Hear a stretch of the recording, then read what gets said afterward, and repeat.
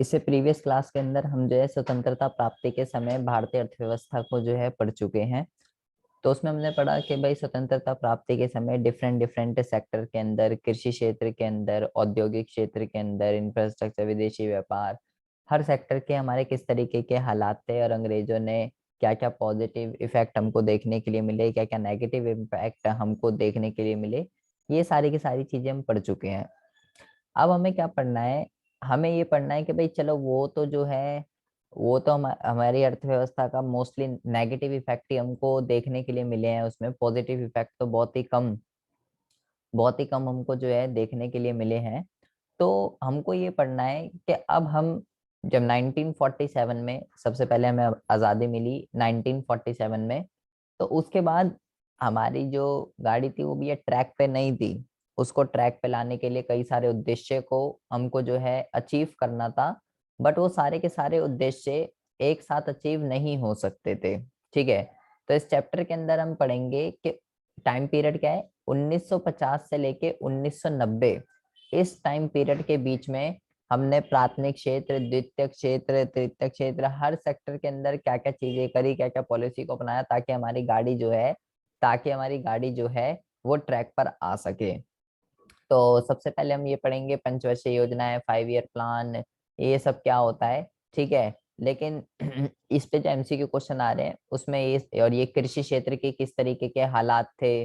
ठीक है। पूरा का पूरा हरित क्रांति क्या होती है, और उद्योग क्या होते हैं, सेकेंडरी सेक्टर, इंडस्ट्रियल पॉलिसी क्या होती है, गवर्नमेंट को क्यों इंटरफेयर करना चाहिए, लघु उद्योग क्या होते हैं, विदेशी व्यापार क्या होता है, आयात प्रतिस्थापन, ये सारी की सारी चीजें हमको पढ़नी है। बट ये सारी की सारी चीजें पढ़ने से पहले मैं आपको कुछ पॉइंट बता रहा हूँ, जिसमें आपका ये पंचवर्षीय योजना वाला जो चैप्टर है ये आपका पूरा का पूरा खत्म हो जाएगा। और आपको वही पॉइंट लर्न करना है, क्योंकि उसी एमसीक्यू क्वेश्चन जो आएगा वो उसी के ऊपर आएगा। सबसे पहले तो आपको ये समझना है सबसे पहले तो आपको ये समझना है कि आर्थिक नियोजन जो है ये क्या होता है। What is economic planning? Economic planning जो है वो क्या है? इकोनॉमिक प्लानिंग का मतलब ये होता है, जैसे मैंने आपको बोला कि भाई 1947 में जो है हम आजाद हो गए। ठीक है। तो आजाद होने के बाद हमारी गाड़ी ट्रैक पे नहीं थी, कई सारे उद्देश्यों को अचीव करना था। वो सारे के सारे उद्देश्य एक साथ अचीव नहीं हो सकते थे, क्योंकि बहुत सारे उद्देश्य थे तो एक साथ अचीव नहीं हो सकते थे। तो हमने क्या किया, हमने जो है एक इकोनॉमिक प्लानिंग करी। इकोनॉमिक प्लानिंग के अंदर क्या होता है? इकोनॉमिक प्लानिंग के अंदर देश की सरकार क्या करती है? देश की सरकार एक जो है, ये कह सकते हो, एक जो है केंद्रीय अधिकारी नियुक्त करती है, जो कि इस सारे काम धंधे को देखेगा। किस काम धंधे को देखेगा? एक केंद्रीय अधिकारी को नियुक्त करती है, जो कि हमारे को कई सारे उद्देश्यों को अचीव करने की रिक्वायरमेंट थी। लेकिन मैंने बोला कि भाई ये सारे के सारे जो उद्देश्य हैं, ये एक साथ जो है ये एक साथ अचीव नहीं हो सकते। तो वो क्या करती है, एक केंद्रीय अधिकारी को नियुक्त करती है। और ये केंद्रीय अधिकारी क्या करता है? ये केंद्रीय अधिकारी ये देखता है कि हमें किन किन उद्देश्यों की जरूरत है। ठीक है। हमें किन किन उद्देश्यों को अचीव करना है, मतलब हमारी आवश्यकताएं क्या हैं। ठीक है। हमारी आवश्यकताएं क्या है, हमें कौन कौन से ऑब्जेक्टों को अचीव करना है, और उद्देश्य जो है, वो जो हमारी आवश्यकताएं जो हैं वो किससे पूरी होती हैं? वो संसाधनों से पूरी होती हैं। लेकिन दिक्कत क्या होती है कि आवश्यकताएं जो होती हैं वो होती हैं असीमित, और जो संसाधन जो होते हैं वो होते हैं सीमित। तो जो प्रॉब्लम क्रिएट होती है, आवश्यकताएं हैं असीमित और संसाधन है सीमित। मतलब हमें जिन जिन उद्देश्यों को अचीव करना है उसके लिए संसाधन चाहिए, लेकिन संसाधन जो है वो सीमित हैं। तो आखिर हम अपने लिमिटेड रिसोर्सेज से किस तरीके से अपनी इन आवश्यकताओं को, देश की आवश्यकताओं को, देश के उद्देश्य को, कैसे हम देश की आवश्यकताओं को पूरा करें अपने इन लिमिटेड रिसोर्सेज से, ये कौन देखेगा? ये देखेगा केंद्रीय अधिकारी। ये सारा का सारा जिम्मा किसके ऊपर होगा? ये सारा का सारा जिम्मा इस केंद्रीय अधिकारी के ऊपर होगा कि आखिर कैसे इस लिमिटेड रिसोर्सेज से हम देश की आवश्यकताओं को पूरा करें, जिससे जिससे कि देश की समृद्धि और विकास जो है, देश की समृद्धि व विकास, ये दोनों के दोनों जो है, ये दोनों के दोनों जो है हो सके। तो ये केंद्रीय अधिकारी ये देखता है कि एक पर्टिकुलर टाइम पीरियड के अंदर मैं लिमिटेड रिसोर्सेज से देश की ज्यादा से ज्यादा आवश्यकताओं को कैसे पूरा करूं कि उससे वृद्धि और विकास जो है वो हो सके। तो सबसे पहले तो आपको आर्थिक नियोजन का मीनिंग जो है क्या होता है, ये आपको बहुत ही अच्छे से समझना है, क्योंकि ये एग्जाम में कई बारी आता है। उसके बाद आपको ये समझना है कि हमारे पास, चलो हम आजाद तो हो गए, हम आजाद तो हो गए, ये जो आइडिया है, ये इकोनॉमिक प्लानिंग का, ऐसे तो नहीं हवा में आ गया होगा।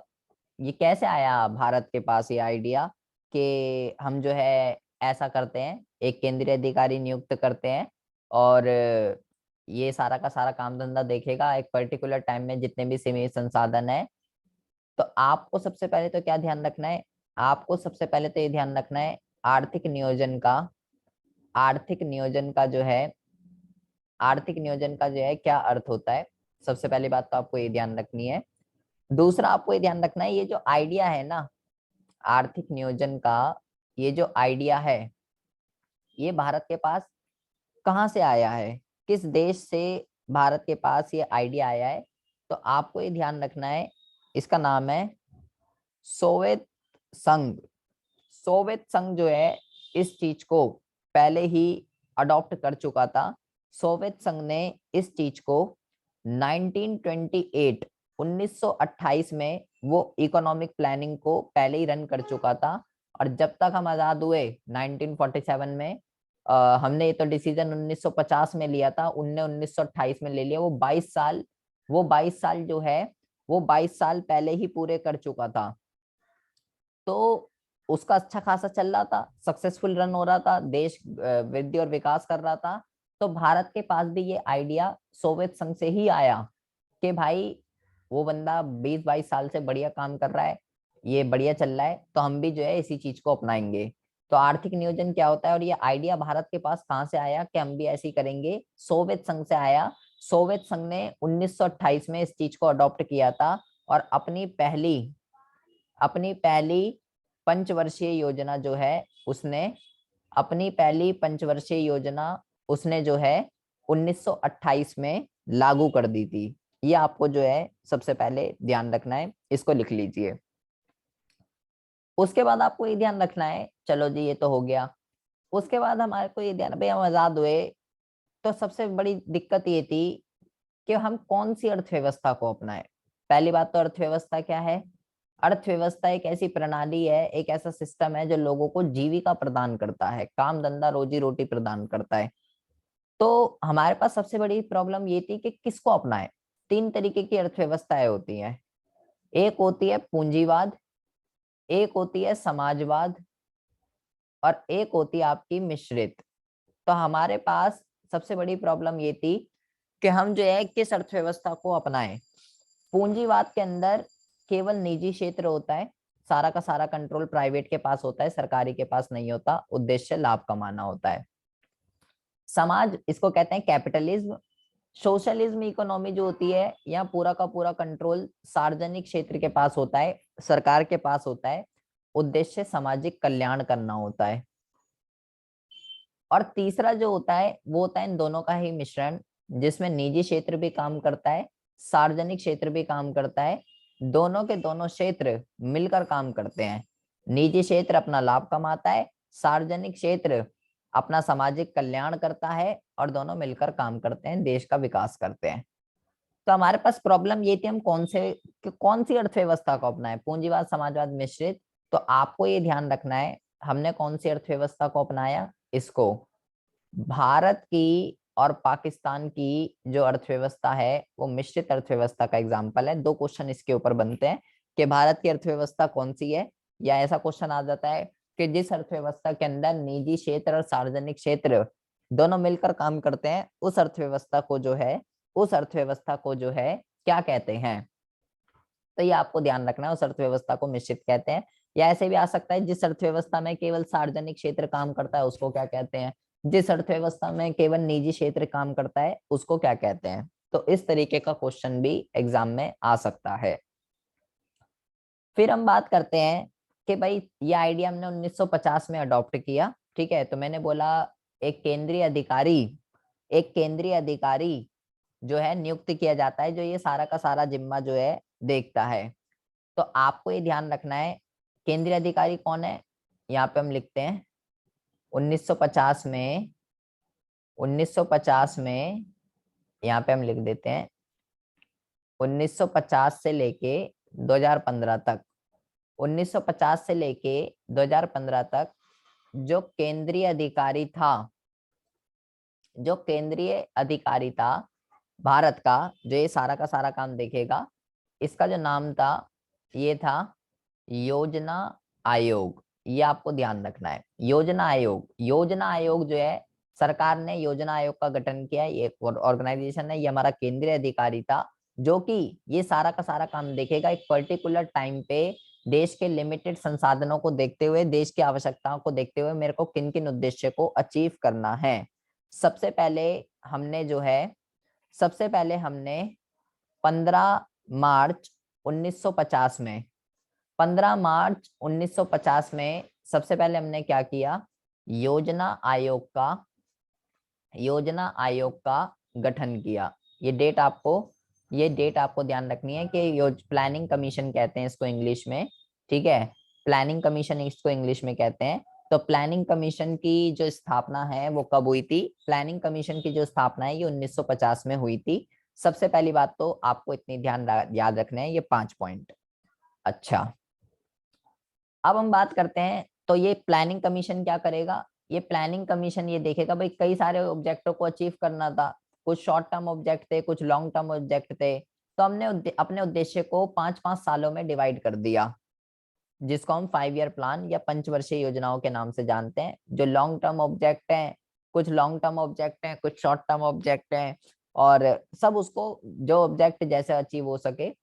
तो इन सबको हमने 5-5 सालों के अंदर 5-5 साल के प्लान बनाए कि आने वाले 5 सालों में ये करेंगे, आने वाले 5 सालों में ये करेंगे।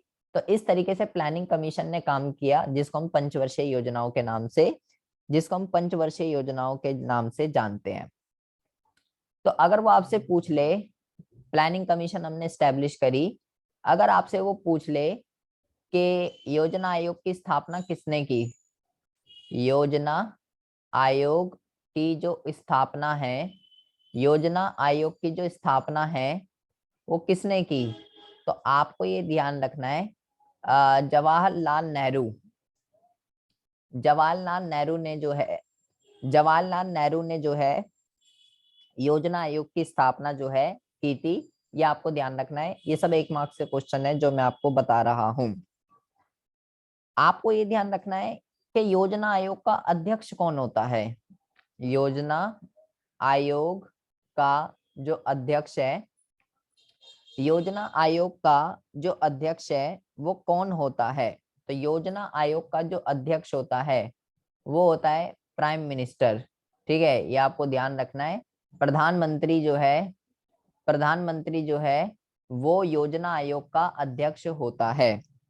तो उस सबसे पहला जो हमारा प्रधानमंत्री था कौन था, जवाहरलाल नेहरू थे, ठीक है। इन्होंने ही योजना आयोग की स्थापना करी है, इन्होंने यही योजना आयोग के, यही यही जो है योजना आयोग के पहले अध्यक्ष थे, ठीक है। अगर वो आपसे ये पूछ ले कि योजना आयोग, योजना आयोग के प्रथम अध्यक्ष, प्रथम अध्यक्ष कौन थे, अगर वो आपसे ये पूछ ले योजना आयोग के प्रथम अध्यक्ष जो है वो कौन थे, तो योजना आयोग के जो प्रथम अध्यक्ष है भाई, जब जवाहरलाल नेहरू, जवाहरलाल नेहरू हमारे पहले प्रधानमंत्री हैं, तो पहला अध्यक्ष कौन होगा, जवाहरलाल नेहरू ही होगा, सिंपल सी बात है।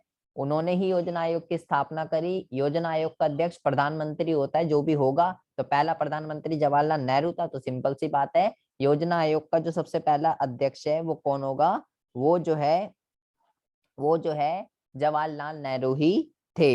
ये आपको ध्यान रखना है। या ये क्वेश्चन आपसे ऐसे अगर वो आपसे ये पूछ ले कि पहली पंचवर्षीय योजना पहली पंचवर्षीय योजना किस प्राइम मिनिस्टर ने लागू की। अगर ऐसा भी पूछ ले तो भाई उसका उसका आंसर भी जवाहरलाल नेहरू ही उसका आंसर भी जवाहरलाल नेहरू ही होगा। तो ये एक ही जैसे क्वेश्चन है, क्योंकि पहला जो था वो जवाहरलाल नेहरू ही थे। अब मैंने बोला आपको कि भाई 1950 से लेकर 2015 तक प्लानिंग कमीशन था। तो भाई 2015 के बाद क्या हुआ? 2015 के बाद क्या हुआ कि प्लानिंग कमीशन हमारा केंद्रीय अधिकारी नहीं रहा। यहां से लेके यहां तक तो प्लानिंग कमीशन ही था, लेकिन आप देखो कि भाई उसने जो है 65 साल तक 1950 से लेके 2015 तक 65 साल तक देश के लिए काम किया। ठीक है, तो कुछ नया करने की जरूरत थी, कुछ इम्प्रूवमेंट करने की जरूरत थी। तो हमने क्या किया 1 जनवरी 2015 1 जनवरी 2015 को कुछ नया करने की जरूरत थी, कुछ इम्प्रूवमेंट करने की जरूरत थी, क्योंकि 65 साल से वही काम कर रहा है। तो भाई हमने जो है प्लानिंग कमीशन की जगह एक दूसरी ऑर्गेनाइजेशन को स्टैब्लिश किया, जो इससे ज्यादा पावरफुल होगी, थोड़ी न्यू होगी, इंडिया को तेजी से डेवलप करने का काम करेगी। तो हमने इसकी जगह पे इसके रिप्लेस पे जो आया उसको हम कहते हैं नीति आयोग। ये आपको ध्यान रखना है। अगर वो आपसे पूछता है, कई सारे क्वेश्चन इस पे बनते हैं, क्वेश्चन एक ही है कि जी प्लानिंग कमीशन का नया नाम क्या है, योजना आयोग का नया नाम क्या है। तो भाई योजना आयोग का नया नाम नीति आयोग ही है। अगर वो आपसे पूछता है प्लानिंग कमीशन के स्थान पर कौन सी संस्था आई है, तो भाई उसका नाम भी जो है नीति आयोग ही है। ठीक है, कुछ भी क्वेश्चन पूछे सबका मीनिंग जो है एक ही निकलता है कि भाई प्लानिंग कमीशन के स्थान पे नीति आयोग आया है। प्लानिंग कमीशन के नाम पे नीति आयोग आया है, प्लानिंग कमीशन का नया नाम नीति आयोग है। नीति आयोग या प्लानिंग कमीशन का स्थान अब किसने ले लिया, तो सब ये एक ही चीजें हैं। और इसकी स्थापना कब हुई है? नीति आयोग की जो स्थापना है वो कब हुई है? 1 जनवरी 2015। ये आपको सबसे पहली बात तो ध्यान रखने हैं इतने पॉइंट। अब हम बात करते हैं अगले पॉइंटों के रिगार्डिंग। नीति आयोग की जो स्थापना है वो 1 जनवरी 2015 में हुई। तो ये क्या है ये नीति आयोग, और ये क्या काम करेगा? ये काम वही करेगा जो प्लानिंग कमीशन करता था, भाई उसके जगह पर आया है। तो अब हमारा केंद्रीय अधिकारी कौन होगा? अब हमारा केंद्रीय अधिकारी कह सकते हैं नीति आयोग होगा। ठीक है, तो भाई अब ये सारा काम वही करेगा जो प्लानिंग कमीशन करता था। तो आपको सबसे पहले क्या करना है? आपको सबसे पहले इसकी फुल फॉर्म पता होना चाहिए कि नीति आयोग की जो है ये नीति जो है इसकी फुल फॉर्म क्या है। ये जो नीति है इसकी जो फुल फॉर्म है ये है national national institution national institution of transforming India. ठीक है, ये इसकी फुल फॉर्म है। राष्ट्रीय हिंदी में मैं आपको बता दूंगा, राष्ट्रीय परिषद करके ऐसी कुछ है इसकी। ठीक है, national institution of transforming India, ये जो है इसका पूरा का पूरा नाम है। ठीक है, तो ये आपको ध्यान रखना है। अगर वो आपसे पूछता है अगर आपसे वो ये पूछता है कि नीति आयोग का जो अध्यक्ष होता है वो कौन होता है? नीति आयोग का अध्यक्ष, प्लानिंग कमीशन का तो मैंने आपको बताया प्रधानमंत्री होता है। तो नीति आयोग का अध्यक्ष कौन होता है? तो भाई सिंपल सी बात है, जब ये उसकी जगह पर आया है तो जब उसका पीएम होता है तो इसका भी कौन होगा? इसका भी जो है वो पीएम ही होगा, प्रधानमंत्री ही इसका अध्यक्ष होता है।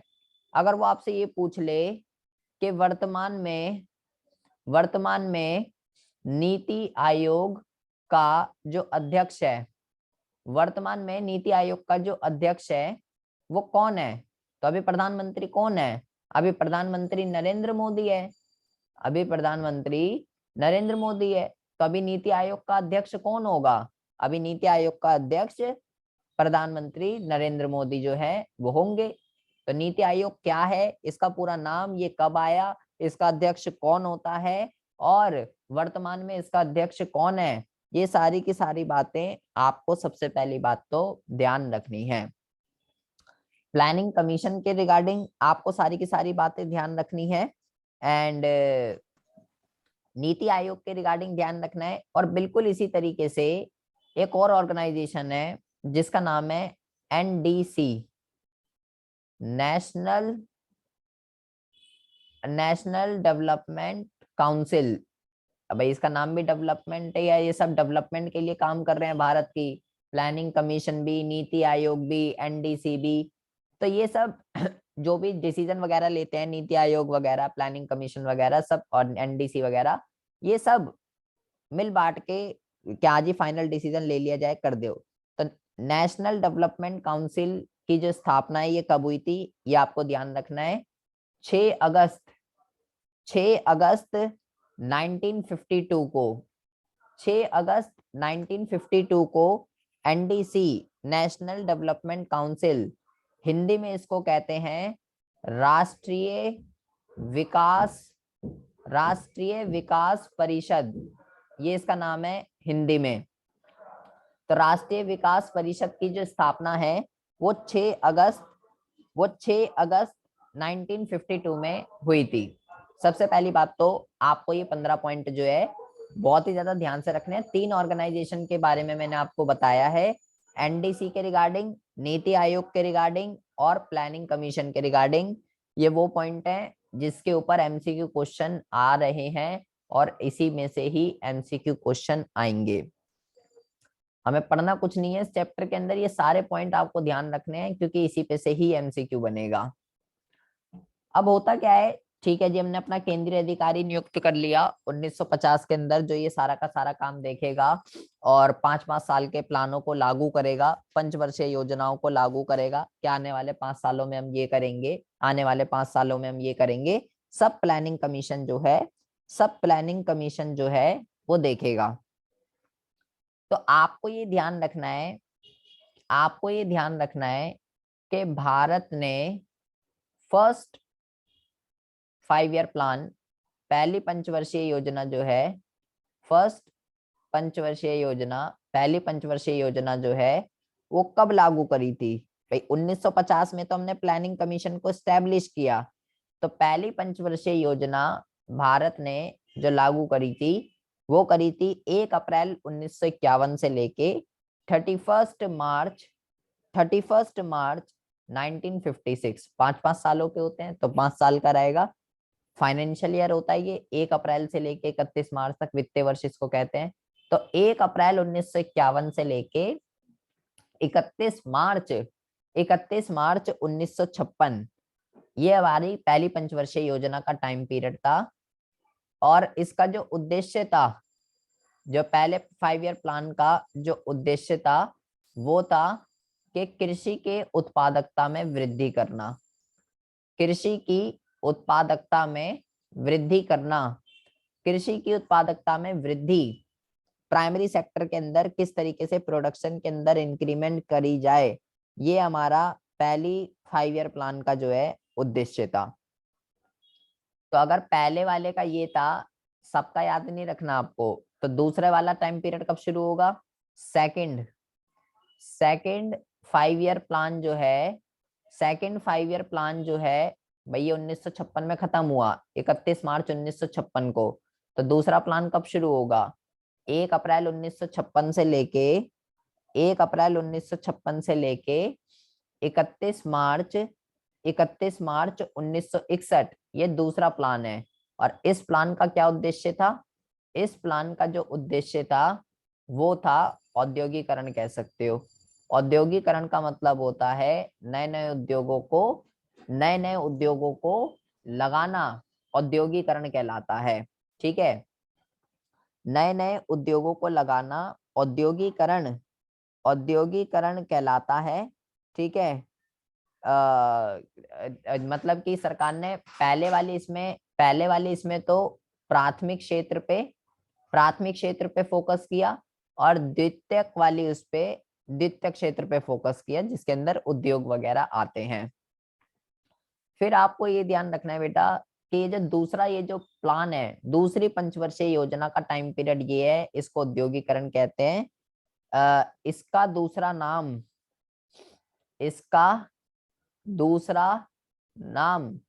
या इसका दूसरा नाम नहीं, ये लिखो, इसको यहाँ पे आप लिख दीजिए, एक अर्थशास्त्री है जिनका नाम है पीसी महनोबिस। ठीक है, ये इनका नाम है। तो जो दूसरा पंचवर्षीय योजना है, इसको पीसी महनोबिस मॉडल, ठीक है, या पीसी मैनबिस योजना, कुछ भी कह सकते हो, ये भी इसको कहते हैं, पीसी मैनबिस मॉडल पर आधारित है। देखो, कई जो इकोनॉमिस्ट होते हैं वो क्या करते हैं, वो अलग अलग थ्योरीज, अलग अलग वो बनाते हैं, मॉडल्स बनाते हैं कि कैसे आप देश की ग्रोथ एंड डेवलपमेंट कर सकते हो। तो जो प्लानिंग कमीशन है, जो आने वाले 5 सालों में हमें क्या अचीव करना है, आने वाले 5 सालों में कैसे अचीव करेंगे अपने लिमिटेड रिसोर्सेज को देखते हुए, अलग अलग इकोनॉमिस्ट ने अपने आइडियाज दे रखे होते हैं। तो जो सेकंड 5 ईयर प्लान है, एक इकोनॉमिस्ट है जिनका नाम है पीसी मैनोबिस, इनका मॉडल था। तो हम आने वाले 5 सालों में क्या क्या उद्देश्य को अचीव करेंगे, कैसे इंडस्ट्रियलाइजेशन हो सकता है, वो इनके मॉडल पर आधारित है। तो इसको मैनबिस योजना के नाम से भी जानते हैं। दूसरा जो प्लान है उसको मैनबिस योजना के नाम से भी जानते हैं। अगर वो आपसे ये पूछ ले कि कौन सी योजना जो है पीसी मैनबिस के मॉडल पर आधारित है, तो इसका मतलब उसका आंसर भी सेकंड ही है। या अगर वो आपसे ये पूछ ले कि कौन सी योजना मैनबिस के मॉडल पर आधारित है, या किस योजना को मैनबिस योजना कहते हैं, तो भाई वो एक ही चीज है। ठीक है, ये आपको बेटा ध्यान रखना है। उसके बाद आपको ये ध्यान रखना है, 20 पॉइंट ये हो गए, ये आपको ध्यान रखने हैं। ठीक है, ये मोस्ट इंपॉर्टेंट है बेटा, रिपीटेड क्वेश्चन है, एग्जाम में ये क्वेश्चन आ रहे हैं, तो ये आपको ध्यान रखना है। पहला आपको ध्यान रखना है, दूसरा आपको ध्यान रखना है। उसके बाद हम बात करते हैं, अ, तीसरी की। तीसरी जो योजना है तीसरी जो योजना है,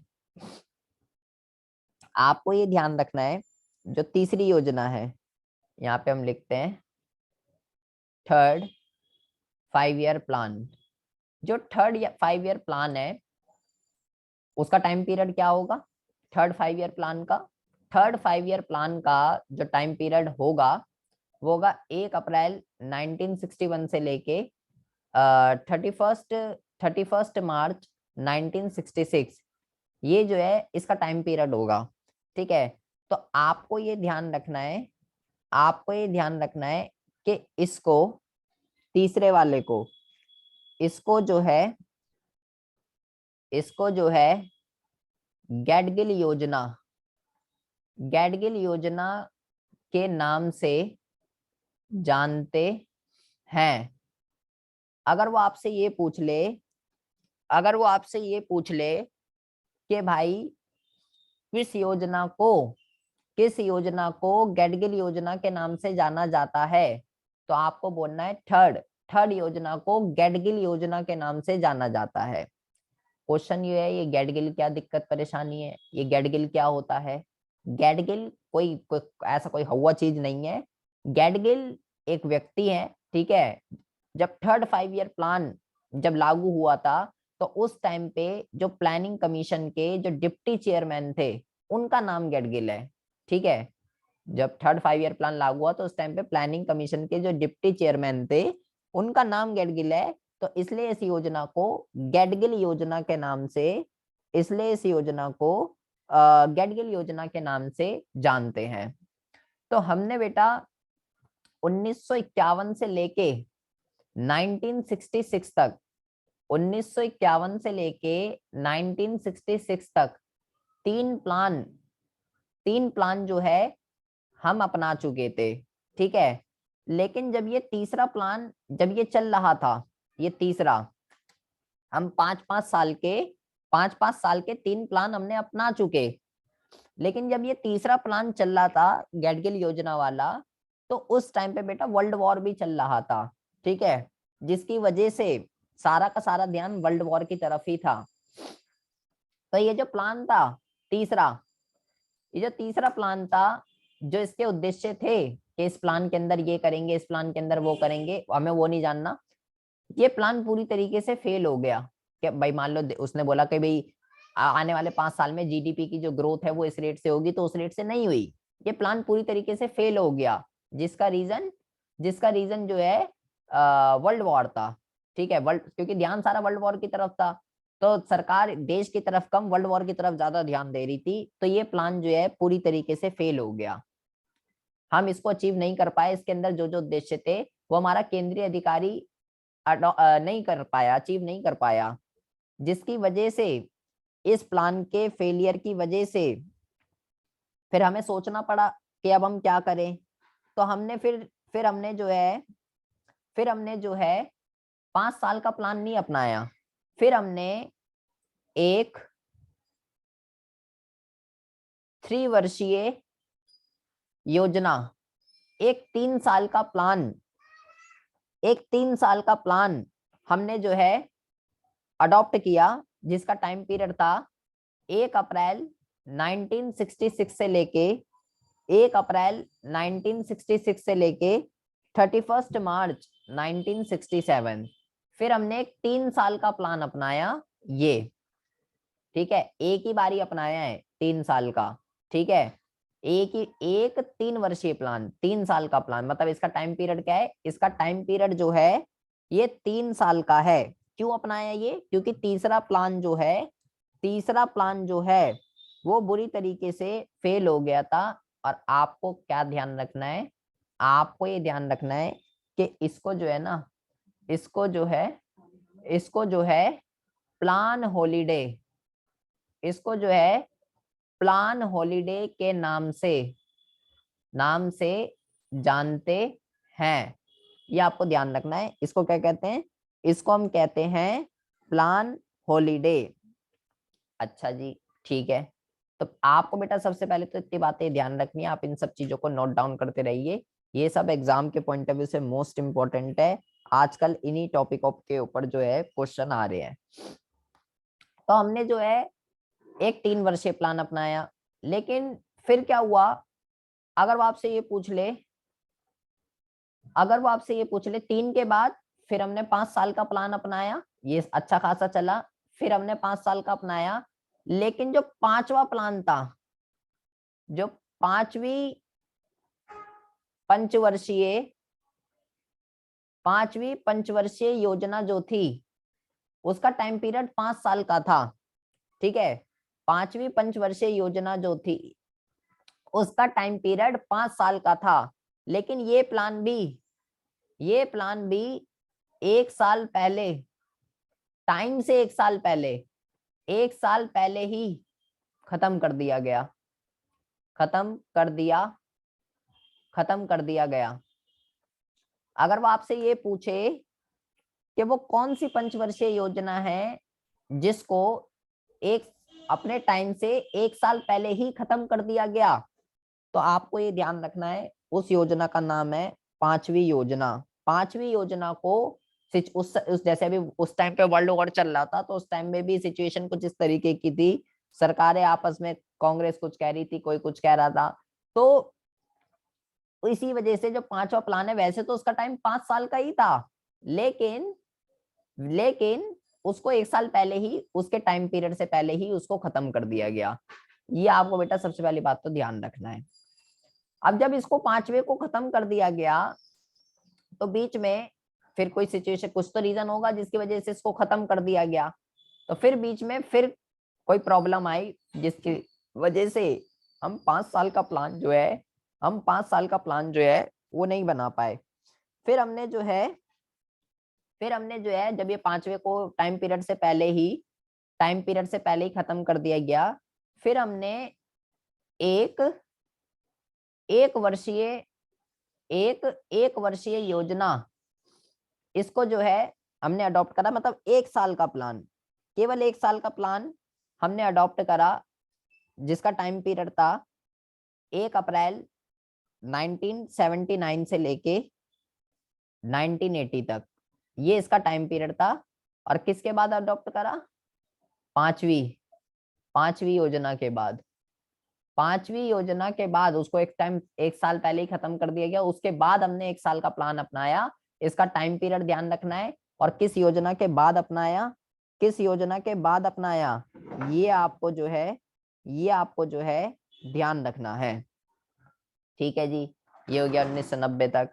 फिर हमने 1 साल के बाद फिर हमने जो है फिर 5-5 साल के हमने प्लान अपनाए। लेकिन फिर बीच में सिचुएशन कुछ इस तरीके की हो गई कि हमारे को एक, यहाँ पे हम लिखते हैं, एक 2 वर्षीय योजना, फिर बीच में फिर 2-2 साल के प्लान अपनाने के बाद फिर 1990 से लेकर 1992 तक, मतलब 1 अप्रैल 1990 से लेके 31 मार्च 1992 तक फिर सिचुएशन कुछ ऐसी हो गई जिसकी वजह से हम 1990 के बाद 5 साल का प्लान नहीं अपना पाए। हमें फिर एक 2 साल का प्लान जो है वो अडॉप्ट करना पड़ गया। आपको ये ध्यान रखना है, 2 साल का प्लान सातवीं योजना के बाद हमने जो है एक 2 साल का प्लान जो है हमने अडॉप्ट किया है। ये आपको जो है बेटा सारी चीजें ध्यान रखनी है। उसके बाद ठीक है जी, ये तो हो गई सारी की सारी रामायण कथा। उसके बाद ऐसा चलता रहा, उसके बाद कोई दिक्कत नहीं आई, 7वीं आई, 8वीं आई, 9वीं आई, 10वीं आई, 11वीं आई, 12वीं आई।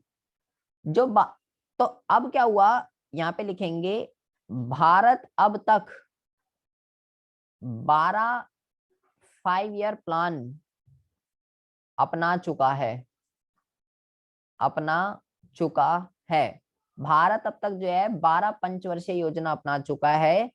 और इसका जो टाइम पीरियड है, 12वीं का जो टाइम पीरियड है वो है 1 अप्रैल 2012 से लेके 31 मार्च 2017। ये जो है इसका टाइम पीरियड था।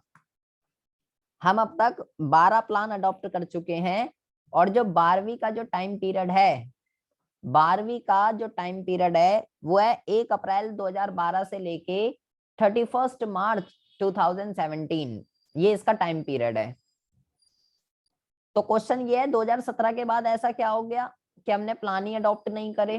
क्या दिक्कत आ गई थी 2017 के बाद कि हमने प्लान बनाने जो है बंद कर दिए? 13वां प्लान जो है वो आया ही नहीं। 17 से 2022 का प्लान जो है वो क्यों नहीं आया? 17 से 2022 का जो प्लान है वो इसलिए नहीं आया क्योंकि मैंने आपको बोला ये 12वें का टाइम पीरियड क्या है, 1 अप्रैल 2012 से लेके 31 मार्च 2017, ये इसका टाइम पीरियड है। और अभी मैंने आपको बताया कि इसके मध्य में 1 जनवरी 2015 इस डेट को हमने प्लानिंग कमीशन को रिप्लेस कर दिया, जिसके बिहाफ पे कौन आया है? नीति आयोग आया है। नीति आयोग अब काम करेगा। तो 12वीं योजना 2012 में लागू हो चुकी थी, ये आया 2015 में, मतलब 3 साल बीत चुके थे इस प्लान को। ठीक है, 2 साल बाकी थे। तो जब नीति आयोग आया बीच में, उसने बोला ठीक है इस 12वें को रहने दो, जैसा चल रहा है चलने दो, 2 साल और देखेंगे, उसके बाद हम अपनी तरीके से काम करेंगे जैसा हमें करना है। तो नीति आयोग जो है प्लान बना के काम नहीं करता, योजना बनाकर जो है नीति आयोग काम नहीं करता। इसलिए 12वें प्लान के बाद हमने जो है कोई भी प्लान अडॉप्ट नहीं किया है। बस ये 12 प्लान हमने अडॉप्ट किए हैं, उसके बाद नीति आयोग चला रहा है जैसे भी ट्रांसफॉर्म करना है इंडिया को। ये आपको बेटा, ये आपको जो है ध्यान रखना है। उसके बाद दो मोस्ट इंपॉर्टेंट क्वेश्चन आपको ध्यान रखने हैं। यहाँ पे आपको ये ध्यान रखना है, एक तो होता है योजना का जनक कौन है, और योजना का शिल्पकार कौन है। योजना का जनक किसको कहते हैं और योजना का शिल्पकार किसको कहते हैं। इसको कहते हैं फादर ऑफ प्लान।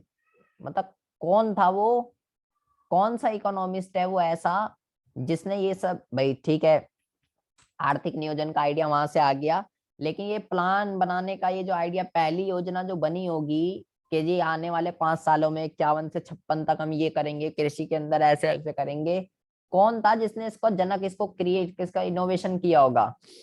तो उसका नाम है, आपको ध्यान रखना है बेटा, बहुत ही इंपॉर्टेंट है, ठीक है।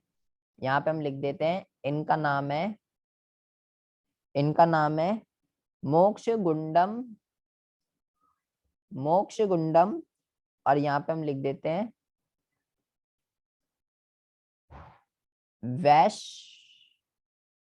वैश्वर्या। ये इनका नाम है, बड़ा खतरनाक सा, ठीक है। मोक्ष गुंडम वैश्वर्या, ऐश्वर्या नहीं है, ठीक है, कहीं ऐश्वर्या लिख दो, वैश्वर्या। तो ये इनका नाम है, ये बेटा आपको ध्यान रखना है। ये जो है योजना के जनक माने जाते हैं, फादर ऑफ प्लान इनको माना जाता है। जो पहली योजना जो थी ना, ये कह सकते हो पहली तो इनके पे आधारित थी, और उसके बाद शिल्पकार कौन है, शिल्पकार जो है वो है आपके, शिल्पकार अगर वो आपसे पूछे तो वो है पीसी मेलनोबिस। कौन है, पीसी मेलनोबिस, ये योजना के शिल्पकार माने जाते हैं। मतलब मोस्टली जो मॉडल है, दूसरा मॉडल इसी पे आधारित है, अभी मैंने आपको ऊपर बताया, दूसरा जो मॉडल है वो इन्हीं के ऊपर आधारित है। तो भाई दूसरा तीसरा मोस्टली जो चीजें हैं वो इन्हीं के मॉडल पर आधारित हैं कि कैसे ग्रोथ एंड डेवलपमेंट हो सकती है। तो ये आपको जो है, ये आपको ध्यान रखना है, ये आपको ध्यान रखना है कि भाई ये जो है इसको शिल्पकार कहा जाता है। शिल्पकार का मतलब होता है आर्किटेक्ट, शिल्पकार का मतलब होता है आर्किटेक्ट, ठीक है, जो मैप वैप बनाता है, सारी क्रिएशन करता है, वो ये है। लेकिन जनक कौन है, जनक वो है जिन्होंने सबसे पहले वो की। उसके बाद आपको ये ध्यान रखना है, 30 पॉइंट ये हो गई, आपको ध्यान रखने बेटा सारी चीजें। उसके बाद जो है आपको ये ध्यान रखना है कि योजना के जो उद्देश्य हैं वो क्या है। योजना के जो उद्देश्य हैं बेसिकली 4 उद्देश्य हैं। सबसे पहला जो है ये है समृद्धि, देश की ग्रोथ एंड डेवलपमेंट करना, जीडीपी को बढ़ाना, ये देश का उद्देश्य, इसका उद्देश्य है। पूर्ण रोजगार प्रदान करना देश के अंदर, और न्यायोचित वितरण मतलब कि देश के अंदर इनकम इनइक्वालिटीज को दूर करना, साम्य भी इसको कहते हैं, इक्विटी, ठीक है, इक्विटी कहते हैं इसको, या इक्विटेबल डिस्ट्रीब्यूशन, ये करना। और आधुनिकरण करना, मॉडर्नाइजेशन करना, नए नए उद्योगों के अंदर प्रोडक्शन की नई नई मेथड्स को लेकर आना, और आत्मनिर्भर होना, किसी के ऊपर डिपेंड ना रहना, ठीक है।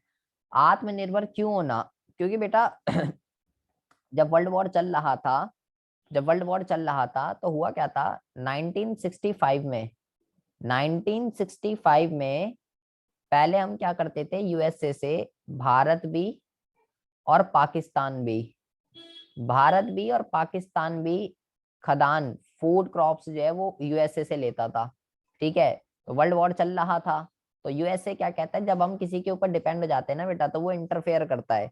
तो यूएसए क्या कहता है कि अगर आपने ये वर्ल्ड खत्म नहीं करा, लड़ाई झगड़ा, अगर ये लड़ाई झगड़ा खत्म नहीं करा तो मैं तुम्हें खाने के लिए नहीं दूंगा, क्योंकि हम तो उससे लेते थे, वो भी उससे ही लेता था। तो उसने बोला मैं आपको खाने के लिए नहीं दूंगा, तो भाई ये सिचुएशन तो बहुत ही ज्यादा खराब है, दूसरा देश इंटरफेयर कर रहा है, हम दूसरे देश के ऊपर डिपेंड है। तो ये ऑब्जेक्ट रखा गया कि भाई आत्मनिर्भर होना है हमें। फिर हमने हरित क्रांति को अपनाया, फिर ऐसी प्रोडक्शन हुई, कृषि के अंदर वृद्धि हुई कि आज हमारे पास इतना है, हम खुद के लिए तो है ही, दूसरे देशों को देते हैं आज हम। तो आत्मनिर्भर होना, दूसरों के ऊपर डिपेंड मत रहो, खुद अपने देश के अंदर वस्तुओं को उत्पादित करो, उसको आत्मनिर्भर कहते हैं। नई नई मशीनों को, नई नई टेक्नोलॉजी को यूज कीजिए, उसको आधुनिकीकरण कहते हैं।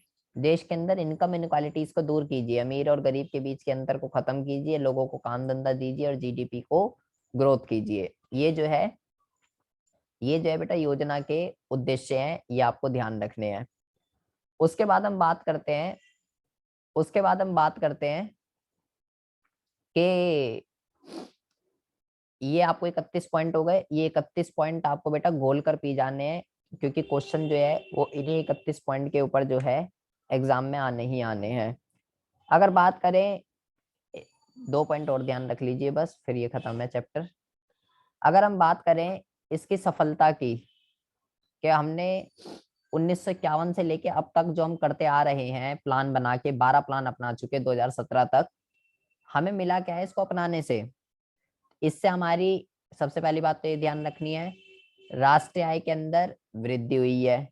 इससे हमारी प्रति व्यक्ति आय के अंदर इससे हमारी प्रति व्यक्ति आय के अंदर जब राष्ट्रीय आय बढ़ेगी तो सिंपल सी बात है प्रति व्यक्ति आय भी बढ़ेगी। इससे राष्ट्रीय आय बढ़ी है, इससे प्रति व्यक्ति आय बढ़ी है, इससे पूंजी निर्माण की जो दर है, पूंजी निर्माण की जो दर है ये भी क्या हुई है? ये भी बढ़ी है। इससे लोगों को रोजगार, काम धंधा मिला है। इससे लोगों को इंफ्रास्ट्रक्चर, आधारिक संरचना पहले जैसे थी। आधारिक संरचना के अंदर बेटा 2 चीज आती हैं, स्कूल, हॉस्पिटल, रेड, ट्रांसपोर्टेशन, यातायात, सूचना, ये सारी की सारी चीजें इंफ्रास्ट्रक्चर के अंदर आती है। तो इन सब चीजों का भी विकास हुआ है, ये इसकी सफलताएं हैं। लेकिन अगर हम बात करते हैं इसकी असफलताओं की, कि हम किन किन उद्देश्यों को अचीव नहीं कर पाए हैं, तो सबसे पहला है गरीबी, सबसे पहला है निर्धनता, अभी भी बनी हुई है।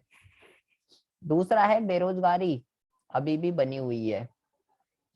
तीसरा है मुद्रास्फीति, महंगाई, अभी भी बनी हुई है। तीसरा है पक्षपात वितरण, अभी भी इनकम इनक्वालिटीज है। और चौथा है अपूर्ण आधारिक संरचना, जितना इंफ्रास्ट्रक्चर होना चाहिए था उतना इंफ्रास्ट्रक्चर अभी हमारा नहीं है। तो ये जो 3 क्वेश्चन मैंने आपको बताए हैं, उद्देश्य, सफलता, असफलता, क्वेश्चन आ जाता है एमसीक्यू, इसमें से कौन सा नियोजन की असफलता का एग्जाम्पल है, कौन सा सफलता का एग्जाम्पल है। तो ये सारे पॉइंट आपको बेटा ध्यान रखने हैं एग्जाम के। अभी हो गए आपके 32वां, इसको बना दीजिए, और 33वां इसको बना दीजिए। ये चैप्टर मैंने आपको उस तरीके से इसलिए नहीं पढ़ाया क्योंकि बेटा उसमें पढ़ के हमें कुछ भी नहीं मिलता, उसमें क्वेश्चन ऐसा आता ही नहीं है। तो इसलिए हमें वो पढ़ना वेस्ट जाता। वो सब्जेक्टिव वाइज दे रखा है, ऑब्जेक्टिव वाइज नहीं दे रखा है। और उसमें ये जितनी इंफॉर्मेशन बताई है मैंने आपको, ये ऊपर इंफॉर्मेशन कुछ भी नहीं लिखी हुई है, ठीक है। बुक में भी आपको बहुत ही मुश्किल से मिलेगी और यहाँ पे भी आपको बहुत ही मुश्किल से मिलेगी।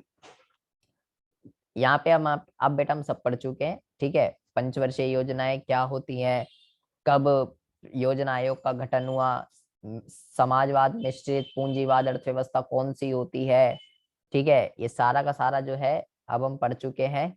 इसके उद्देश्य क्या होते हैं अभी मैंने आपको बताए। हेडिंग एडिंग ध्यान रखनी है बस, क्योंकि सब्जेक्टिव पेपर आना ही नहीं है, अब ऑब्जेक्टिव आना है। आधुनिकरण, आत्मनिर्भरता, साम्य और समृद्धि और पूर्ण रोजगार वगैरह, ये इसके 4 उद्देश्य हैं।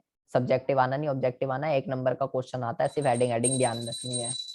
उसके बाद जो है उसके बाद जो है उसके बाद जो है बस इसमें इतना ही आपको ध्यान रखना है। देखो बस इतना ही है, फिर ये कृषि शुरू हो गया। अब हम बात करते हैं उसके रिगार्डिंग। तो बेटा आपको 33 पॉइंट, उसके रिगार्डिंग तो आपको 33 पॉइंट जो है वो आपको ध्यान रखने हैं, उसी के ऊपर क्वेश्चन आएगा। अब हम बात करते हैं कृषि चैप्टर के रिगार्डिंग। ये बहुत छोटा है, ये आपको बहुत ही आसानी से समझ में आ जाएगा। अब देखिए जरा, अब हमारा बहुत छोटा वो है, अब जल्दी जल्दी खत्म हो जाएगा। कृषि की अगर हम बात करें तो सबसे पहले तो सबसे मोस्ट इंपॉर्टेंट 1 नंबर का क्वेश्चन ये बनता है। ये भी बेटा सब्जेक्टिव वो है, ठीक है। ऑब्जेक्टिव इसमें बहुत ही कम बनते हैं, तो इसको आप कम ही ध्यान दीजिएगा। आपको सबसे पहले तो यही ध्यान रखना है, यही क्वेश्चन आता है इसके ऊपर, ठीक है। पहला एमसीक्यू यही आएगा, कि 1951 में देश की राष्ट्रीय आय में कृषि का जो योगदान है, कृषि का जो अंशदान है वो कितना था। तो आपको ध्यान रखना है 59%। अगर बेटा 51% भी आपको कहीं दिख जाए तो इस पे भी आप लगा सकते हो कि किसी किसी बुक में 51 लिखा है, किसी किसी बुक में 59 लिखा हुआ है, तो दोनों सेम ही चीजें हैं। ठीक है, 51 भी ठीक है अगर दे रखा हो, 59 भी ठीक है। और लगभग 3/4, दूसरा क्वेश्चन इस पे आता है, 3/4 जनसंख्या के लिए कृषि की आजीविका का साधन थी। किस टाइम पे? इस टाइम पे 1951 में 3/4 याद रखना है। ठीक है, और कितना अंशदान था? 59%। औपनिवेशिक शासन में कृषि क्षेत्र में ना तो समृद्धि हुई और ना ही समता रह गई, वो हमने देख ही लिया था। और नियोजकों ने कृषि क्षेत्र को सर्वोच्च प्राथमिकता दी। पहली पंचवर्षीय योजना के अंदर हमारा जो उद्देश्य था वो है कृषि की उत्पादकता के अंदर वृद्धि करना। तो बेटा एक तो ये क्वेश्चन ध्यान रखना है, 1 नंबर का आता है 3/4 वाला। और कृषि का राष्ट्रीय आय में योगदान कितना था उस टाइम पे, ये आपको ध्यान रखना है। कृषि क्या करती है, इसकी इंपॉर्टेंस क्या है हमारी कंट्री के अंदर, तो बेटा हेडिंग हेडिंग ध्यान रखनी है केवल, क्योंकि सब्जेक्टिव है नहीं। मतलब कि प्राथमिक क्षेत्र की क्या इंपॉर्टेंस है भाई, हमें ये पता है जीडीपी 3 चीजों से मिलकर बनता है, प्राथमिक क्षेत्र, सेकेंडरी सेक्टर और सर्विस सेक्टर या टर्टियरी सेक्टर। 3 क्षेत्रों से मिलकर जीडीपी बनती है। तो कृषि किसका हिस्सा है? प्राथमिक का। तो भाई राष्ट्रीय आय में योगदान देता है, लोगों को रोजगार प्रदान करता है, औद्योगिक विकास के लिए आधार है। अबे भाई सेकेंडरी सेक्टर क्या करता है? जो प्राथमिक क्षेत्र ने जो कच्चा माल जो बनाया है उसी को तो कन्वर्ट करता, उसको ये औद्योगिक क्षेत्र को देता है, उसको ये क्या करता है? तैयार माल में बदल देता है। तो भाई अगर कृषि नहीं हुआ तो कच्चा माल कौन देगा? उद्योगों को मिल ही नहीं पाएगा। विदेशी व्यापार में महत्व है इसका, मतलब हम जो है चाय, कॉफी, मसाले दूसरे देशों को भी बेचते हैं, ये सारी की सारी चीजें हम, और अपने देशों में भी बेचते हैं। घरेलू उपभोग में महत्वपूर्ण हिस्सा में गेहूं, चावल, दालें, ये कहाँ से मिल रहा है? कृषि तो उपलब्ध करा रहा है हमें, या हम कहीं से आ रहा है? ये सब कृषि अवेलेबल करा रहा है। तो अगर कृषि नहीं हुआ तो सोचो क्या क्या होगा। ना हमें वस्तु मिलेगी, ना दूसरे देशों को मिलेगी, ना सेकेंडरी सेक्टर को मिलेगी, लोगों को काम धंधा नहीं मिलेगा, जीडीपी में हिस्सा इसका खत्म हो जाएगा। इतनी इंपॉर्टेंस है एग्रीकल्चर सेक्टर की। लेकिन बेटा हमारा जो एग्रीकल्चर सेक्टर है इसको कई सारी प्रॉब्लम इसको फेस करनी पड़ती है। इसकी प्रॉब्लम जो है, इसकी जो प्रॉब्लम है इसको इसने 3 जगह कैटेगराइज किया है। ठीक है, समस्या जो है 3 जगह क्लासिफाई कर रखी है इसने। सबसे पहली है सामाजिक समस्या। सामाजिक समस्या क्या है? जैसे कि सामाजिक वातावरण, बहुत सारे लोग जो है कृषि में लगे हुए हैं। 75% उस टाइम पे 75% से अधिक जनसंख्या, हमने पीछे वाले चैप्टर में भी पढ़ा, कृषि पर निर्भर थी। किसान निर्वाह कृषि करते थे जीवन जीने के लिए, जीवन जीने के लिए जो है कृषि करते थे, और कृषि का व्यापारीकरण नहीं करते थे। ये सामाजिक, फसलों को नुकसान होता था। प्लस संस्थागत समस्याएं, संस्थागत के अंदर आ, सुधार की दोषपूर्ण प्रवृत्ति, कोई सुधार नहीं था, लोन की दिक्कत थी, पैसे नहीं थे, मार्केट नहीं थी जहाँ किसान अपनी फसल को बेच सके, ना साख साख व बाजार या साख व सुविधाओं का भाव कुछ नहीं था, ना बेचारे को पैसे मिलते थे, ना बेचारा अपनी फसल को कहीं सही जगह बेच पाता था। प्लस जहाँ पे खेती करता था, जो जोत होती है, जोत किसको कहते हैं, जो इनका आकार था वो भी बहुत ही ज्यादा सीमित था।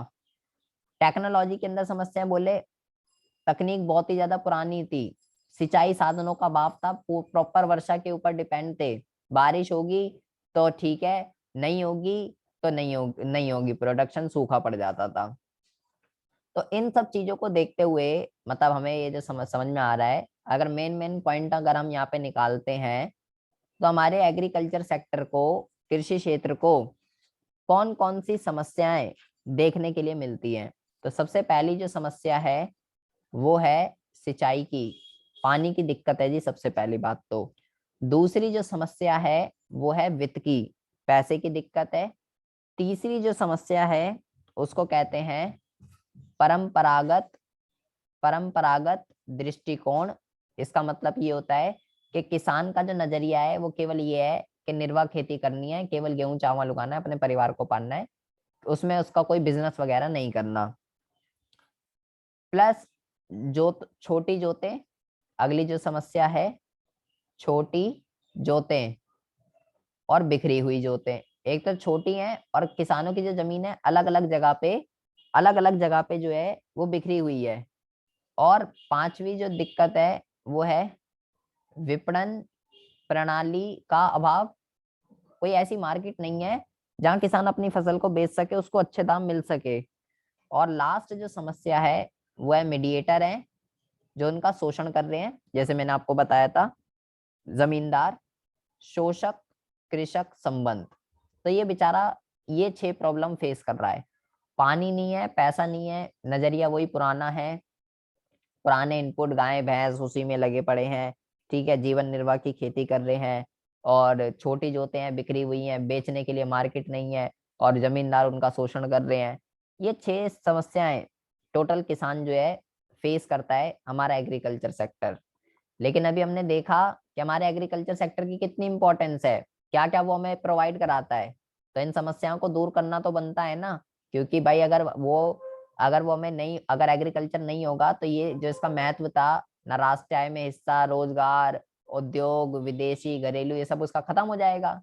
तो ये जो समस्याएं ये जो फेस कर रहा है, इसको इसको सुधारना बहुत ही ज्यादा जरूरी है।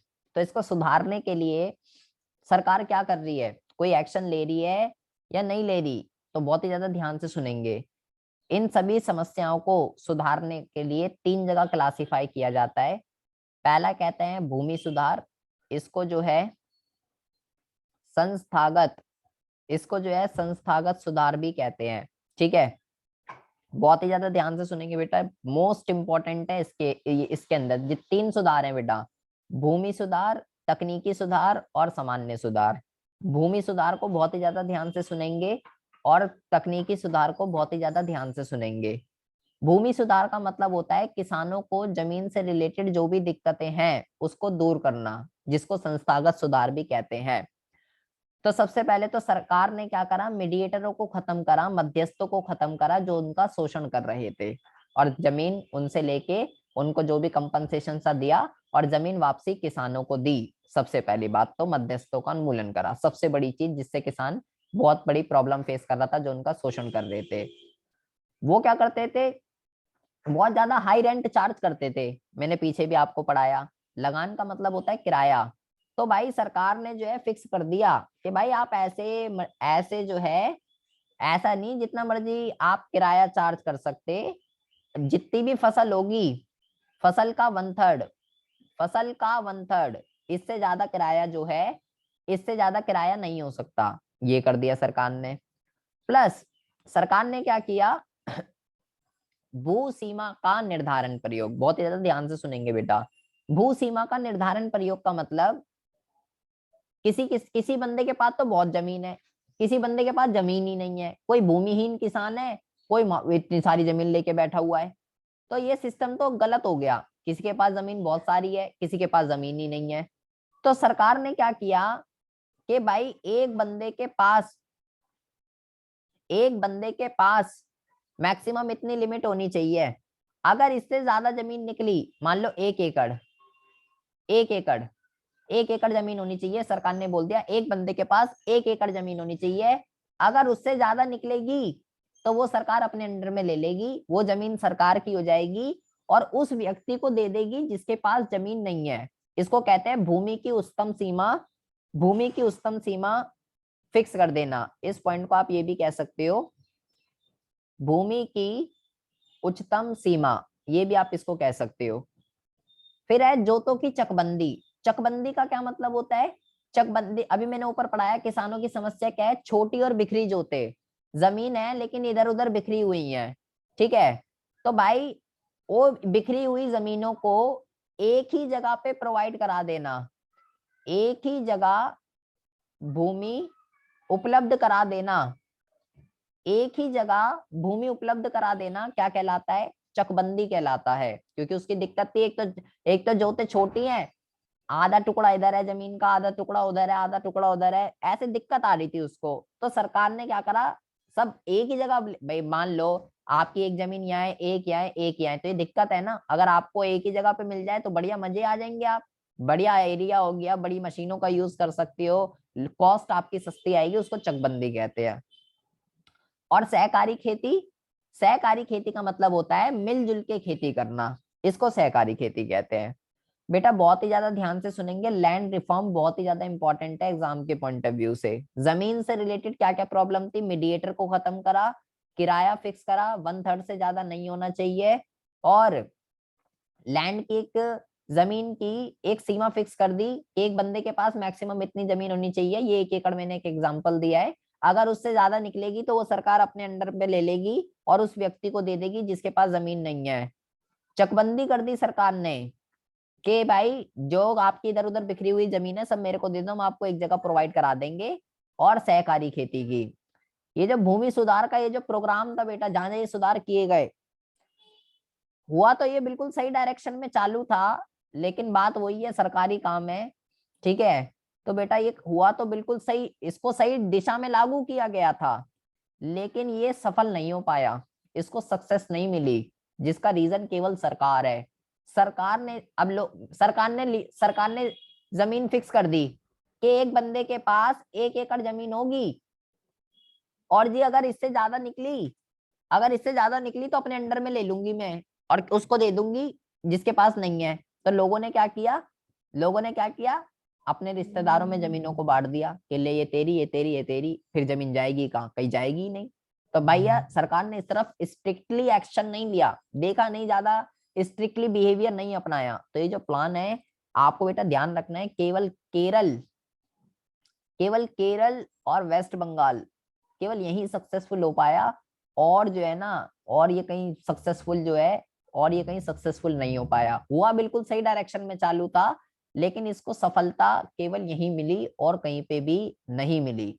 ये बेटा बहुत इंपॉर्टेंट है, सुधारों के अंदर इसी के ऊपर क्वेश्चन आना है। अब आना है तकनीकी सुधार। तकनीकी सुधार का मतलब हमने ऊपर पढ़ा कि किसान की परंपरागत सोच थी, निर्वाह खेती करता था, वही गाय भैंस गोबर इनका यूज करता था, ह्यूमन पावर और एनिमल पावर पे डिपेंड था। तो इसको तकनीकी सुधार भी कहते हैं। पहले हम ये मिटा देते हैं, इसको बेटा तकनीकी सुधार भी कहते हैं, और आपको ये ध्यान रखना है इसी को ही हरित क्रांति भी कहते हैं। जो ये तकनीकी सुधार है, इसी को ही हरित क्रांति कहते हैं, ये आपको ध्यान रखना है। जो कि क्या कहता है, हाई यील्ड वैरायटी के सीड्स, जो है इसका आपको प्रयोग करना चाहिए। ये ऐसे बीज होते हैं जो कि नॉर्मल बीजों से कहीं ज्यादा प्रोडक्टिविटी आपको करके देते हैं, ठीक है। इस बीज ये जो बीज है, ये बेटा आपको ध्यान रखना है, ये एक अमेरिका का एक बंदा था जिसका नाम था नॉर्मन उनका नाम था, ठीक है। उसने इसका वो किया था आविष्कार, हाई यील्ड वैरायटी के सीड्स का। ये भी बेटा क्वेश्चन आ जाता है कि हाई यील्ड वैरायटी का सीड्स का जो वो है वो किसने किया, नॉर्मन उसका नाम था, अमेरिका का बंदा है वो, ठीक है। तो उसने इसका आविष्कार किया था। ये ऐसे बीज होते हैं ना, जो नॉर्मल बीज जो होते हैं उसके वेक्शन की जो उत्पादकता होती है वो बहुत ज्यादा होती है। रासायनिक खाद का प्रयोग करने पर ये बल देते हैं, और अब फसलों को कीड़े मकोड़ों से बचाने के लिए कीटनाशक दवाइयों के प्रयोग करने पर बल देते हैं। ये 3 इनके मेन फोकस रहते हैं, इसी को तकनीकी सुधार और इसी को ही हरित क्रांति कहते हैं। ये आपको ध्यान रखना है बेटा, इसके ऊपर और इसके ऊपर क्वेश्चन कंपलसरी है, एग्जाम में आएगा ही आएगा, लेकिन ये मोस्ट इंपॉर्टेंट है, भूमि सुधार। अच्छा, अभी हरित क्रांति के बारे में हम नीचे भी पढ़ेंगे बेटा। और क्या क्या दिक्कत आ रही थी, सिंचाई की, तो सरकार ने कुएं ट्यूबवेल इन सब की व्यवस्था करी। साख की दिक्कत आ रही थी लोन की, तो वो हम अभी आगे पढ़ेंगे, ग्रामीण क्षेत्र वाले ग्रामीण विकास के अंदर कि भाई किसानों को लोन उपलब्ध कराए, अलग अलग बैंकों की स्थापना करी, व्यावसायिक बैंक, आरआरबी बैंक, नाबार्ड, कई सारे करे। बेचने की दिक्कत थी तो मंडियां स्थापित करी सरकार ने, जहाँ पे किसान और व्यापारी आपस में आमने सामने और किसानों को अपनी फसल के अच्छे दाम मिल सके। और कृषि मूल्य नीति, एमएसपी भी इसके अंदर कह सकते हो, यह भी आगे आएगा, इसको हम वहीं पे पढ़ लेंगे। मिनिमम सपोर्ट प्राइस, ये भी सरकार ने लॉन्च किया, जिसके ऊपर अभी बहस भी चल रही है, जो भी कानून रद्द हुआ है, ठीक है। एमएसपी क्या होता है, जिसमें सरकार किसानों को ये आश्वासन देती है कि आप उत्पादन करो, अगर कोई भी व्यापारी आपकी फसल को नहीं खरीद रहा तो मैं एक मिनिमम प्राइस पे आपकी फसल को खरीदने के लिए हमेशा हमेशा तैयार रहूंगी। तो इससे किसान को एक श्योरिटी रहती है कि मेरी फसल तो बिकेगी ही बिकेगी, कोई खरीदे या ना खरीदे, सरकार जो है मेरी फसल को हमेशा खरीदेगी। तो ये होता है एमएसपी। ये आपको ध्यान रखना है बेटा।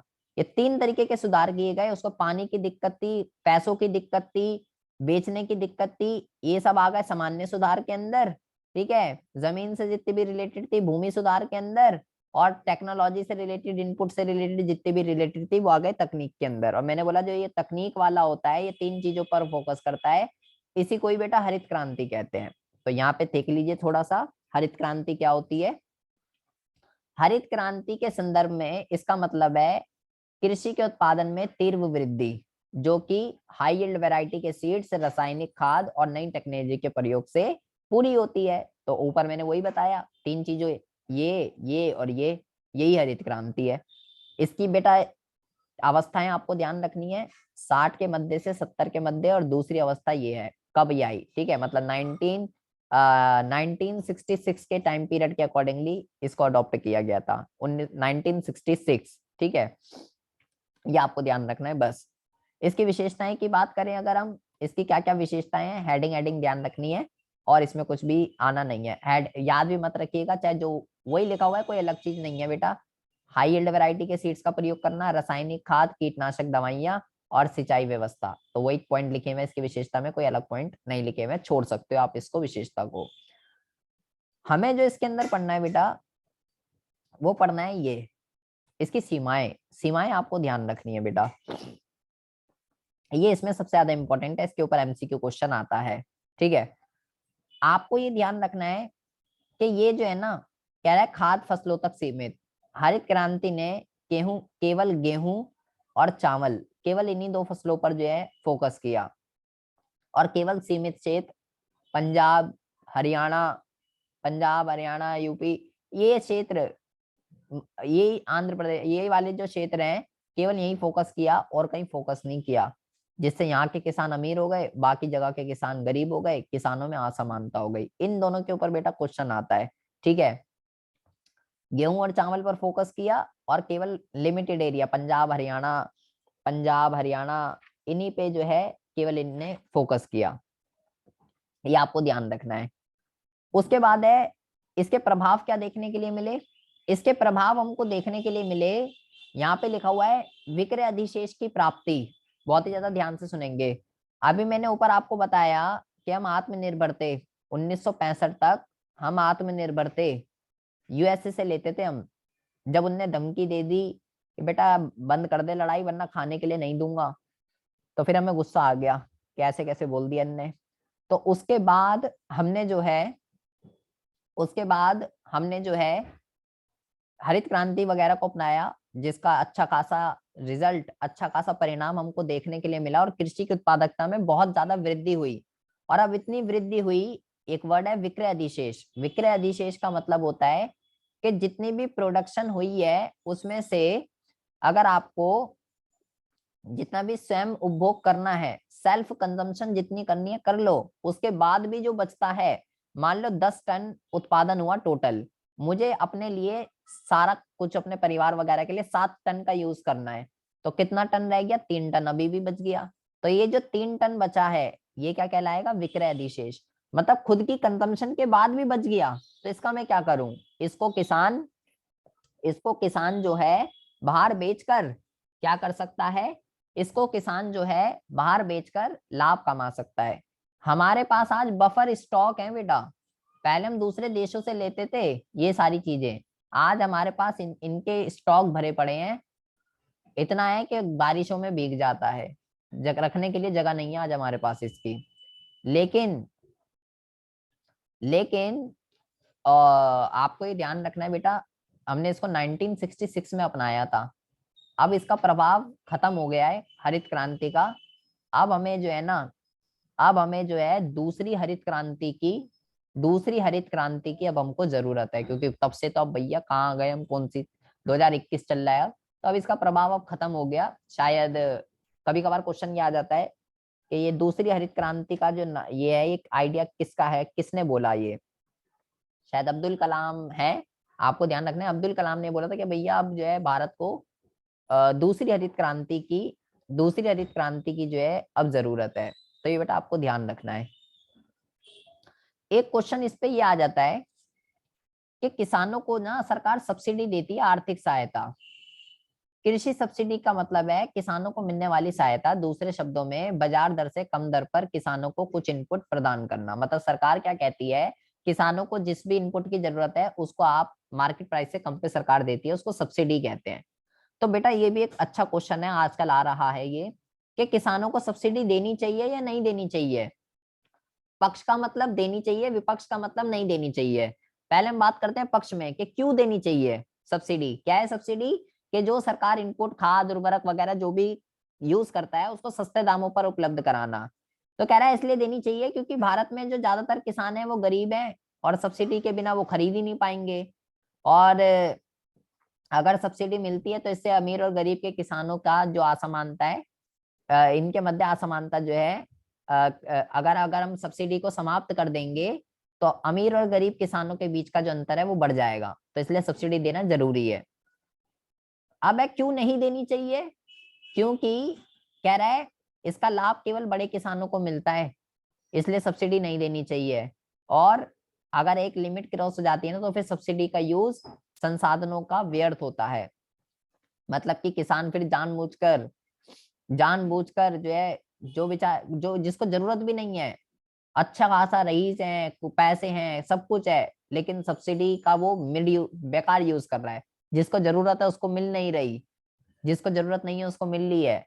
तो ये सब्सिडी क्यों देनी चाहिए, ये सब्सिडी क्यों नहीं देनी चाहिए, ये बेटा असर्शन और रीजन के अंदर क्वेश्चन आ रहा है। ठीक है, स्टेटमेंट वगैरह के अंदर। तो ये आपको ध्यान रखना है कि सब्सिडी देनी चाहिए या सब्सिडी क्यों नहीं देनी चाहिए। हमने पंचवर्षीय योजना के बारे में पढ़ लिया, हमने कृषि के रिगार्डिंग पढ़ लिया, हमने हरित क्रांति के बारे में पढ़ लिया। इसके रिगार्डिंग बेटा और कुछ भी नहीं है, ये बहुत ही छोटा चैप्टर है। ठीक है, ज्यादा कुछ इसके अंदर आना नहीं है। अब हम बात करते हैं उद्योग की। उद्योग जो है ये क्या करता है? अभी हमने प्राथमिक क्षेत्र के बारे में पढ़ लिया, छोटा सा टॉपिक है बेटा, अब ज्यादा नहीं बचा है हमारा। अब है उद्योग क्या करता है। तो भाई जैसे कृषि रोजगार उपलब्ध कराता है, ये भी रोजगार देता है।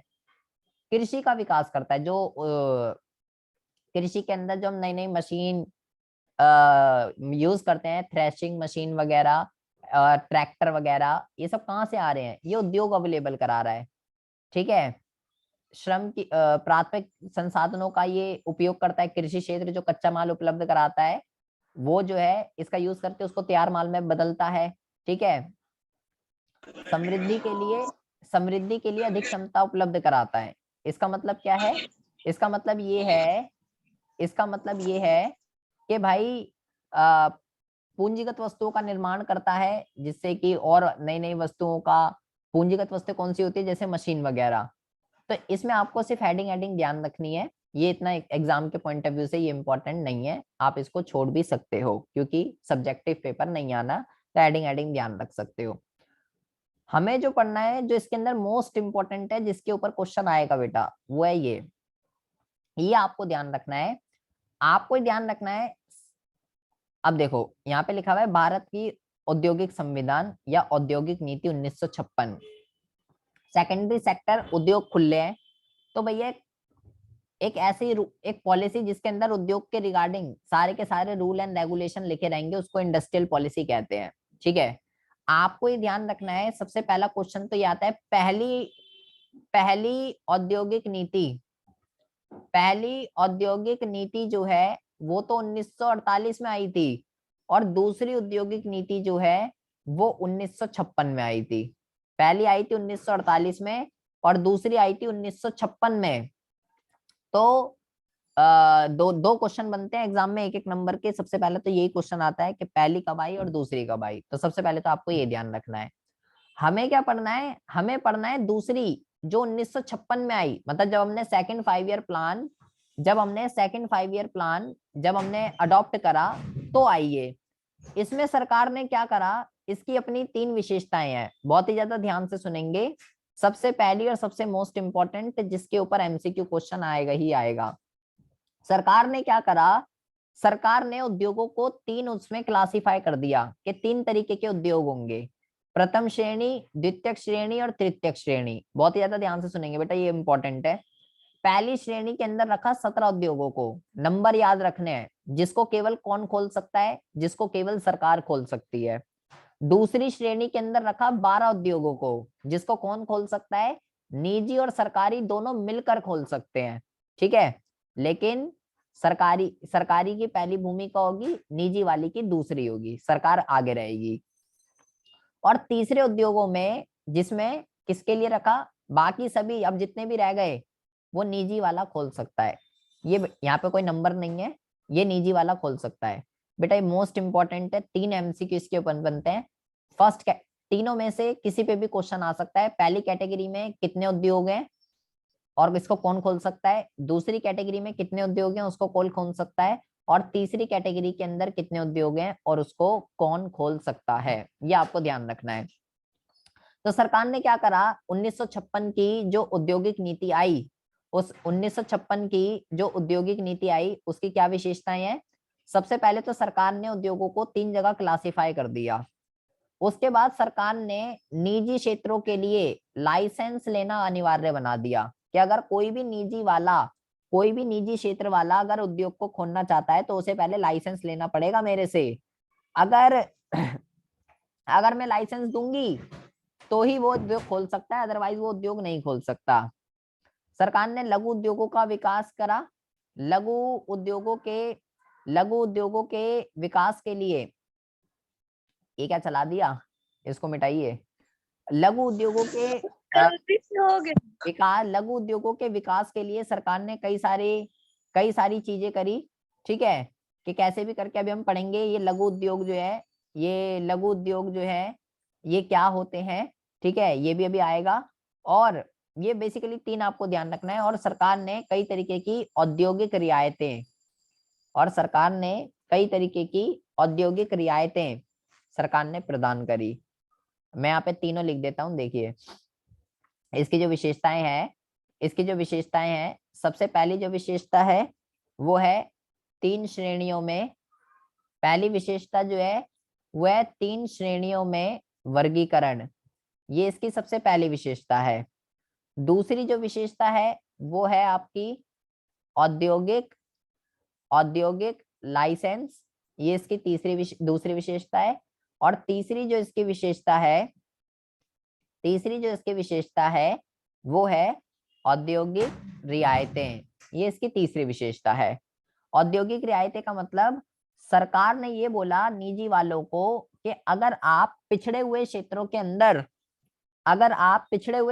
अंदर उद्योग खोलोगे तो मैं आपको लाइसेंस भी जल्दी दे दूंगी, और आपको टैक्स भी नहीं देना पड़ेगा, बहुत कम टैक्स देना पड़ेगा, बिजली भी सस्ती दूंगी।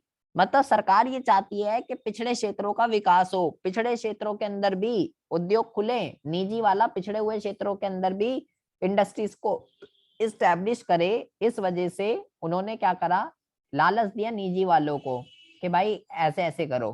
तो नई 1956 की जो औद्योगिक नीति है उसकी 3 ये उसके मोस्ट इंपॉर्टेंट फीचर्स हैं जो आपको ध्यान रखना है। पहला तो बेटा बहुत ही इंपॉर्टेंट है, इसके ऊपर क्वेश्चन एग्जाम में आएगा ही आएगा, कंफर्म है, इसको आप बहुत ही अच्छे से ध्यान रखिएगा।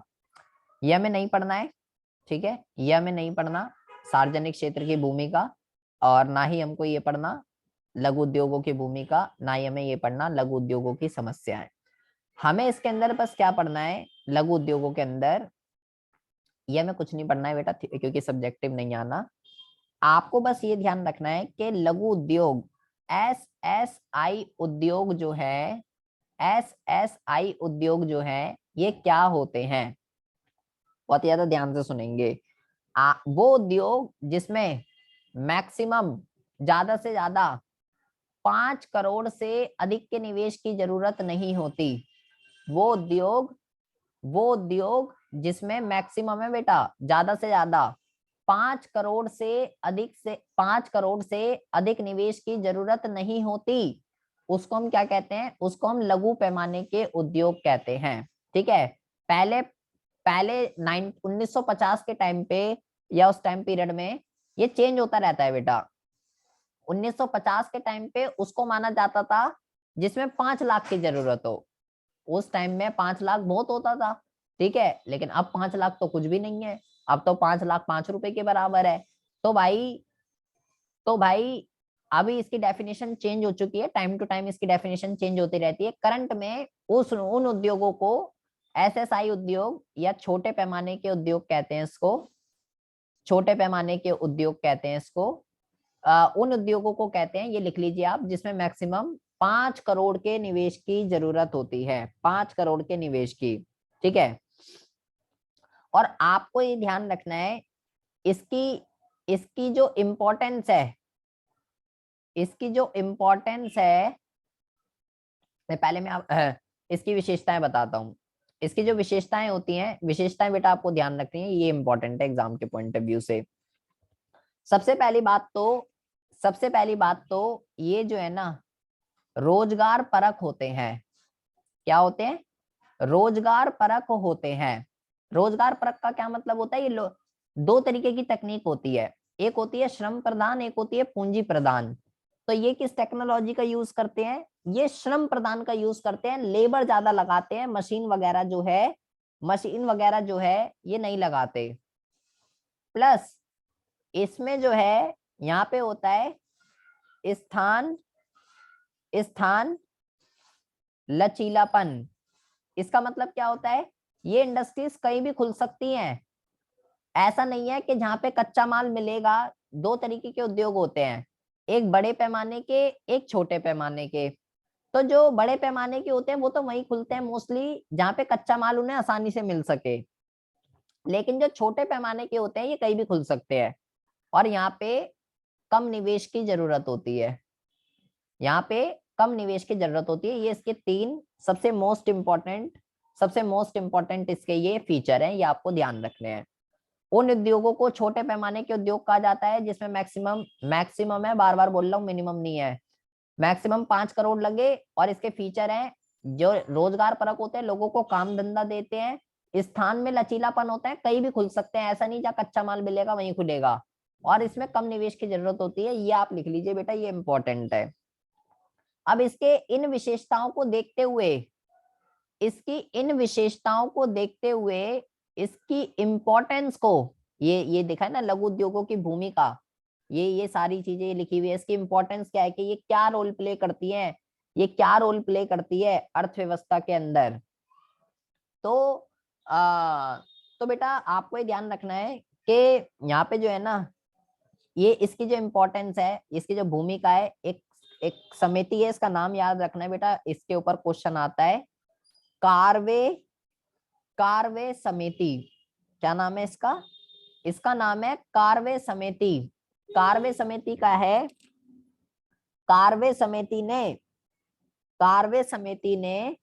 1955 में इसकी इंपॉर्टेंस को पहचाना, इसकी इंपॉर्टेंस को रेखांकित किया कि अगर देश का विकास करना है, देश की ग्रोथ एंड डेवलपमेंट करनी है, तो आपको छोटे पैमाने के उद्योगों का विकास करना पड़ेगा।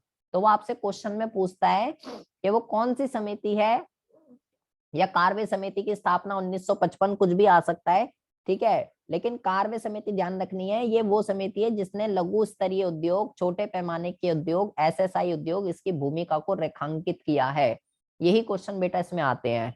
कार्वे समिति के ऊपर क्वेश्चन आएगा, एसएसआई उद्योग कौन से होते हैं, या इसकी विशेषता के ऊपर क्वेश्चन आता है। 2 क्वेश्चन इसके ऊपर बनते हैं, या तो ये सारा आप नोट कर लीजिए, या तो 1956 की औद्योगिक नीति क्या है उसकी विशेषताओं के ऊपर क्वेश्चन आएगा, या बेटा छोटे पैमाने के उद्योग या एसएसआई उद्योग या लघु स्तरीय उद्योग क्या होते हैं इसके ऊपर क्वेश्चन आएगा इसके ऊपर। और कंपलसरी है, इसके ऊपर एग्जाम में क्वेश्चन आएगा ही आएगा यहाँ पे। और ये आपको कुछ नहीं पढ़ना, लेकिन ये जरूर पढ़ लेना, ये बार बार बोलना, इसी के ऊपर बेटा क्वेश्चन आएगा। बाकी आप ये कुछ नहीं पढ़ना, सरकार की भूमिका, लघु स्तर की भूमिका, समस्या है, ये कुछ नहीं पढ़ना। अब हमारा एक छोटा सा ये और रह गया 2 मिनट का, ये और देख लीजिए बस।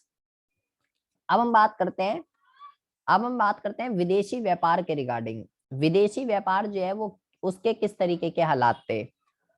स्वतंत्रता के बाद भारत सरकार ने आयात प्रतिस्थापन की नीति को अपनाया।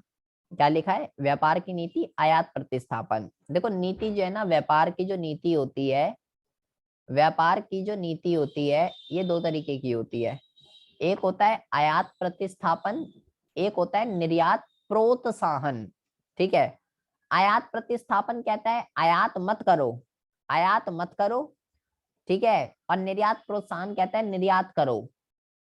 ठीक है जी, तो हमने किसको अपनाया, आयात प्रतिस्थापन को।